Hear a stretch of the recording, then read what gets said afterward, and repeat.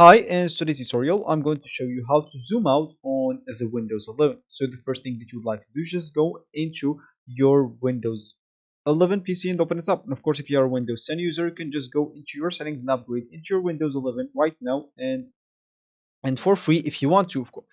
So once you do that, or if you want to do that, you can just go and run the installation or download it to the background of your PC.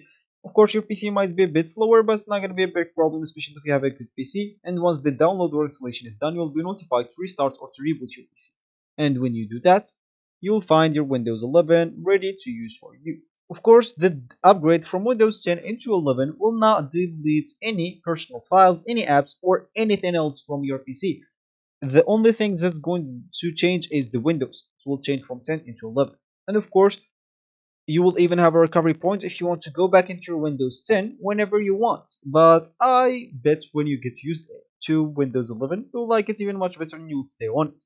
So make sure to do not delete, by the way, the recovery points if you want, or maybe if you're having some ideas of going back. So of course, as we said, these we would like to zoom out on the Windows 11. So now you will have to go and open the app that you want to zoom in or zoom out on it. Of course, app or even like the file explorer or whatever you would like to zoom in or zoom out. So let's just say that on the file explorer.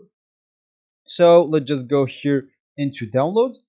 And what you have to do if you want to zoom out, simply click at Control and minus. And that should zoom out or zoom in on, of course, if you want to zoom in, you will have to click at Control and plus. And of course, if you want to zoom out, the Control and minus. So for me, I cannot press on minus because it will stop the recording, but for you, it will work like very easily. So this is actually for this tutorial. I hope you liked it. Thank you guys for watching. Goodbye.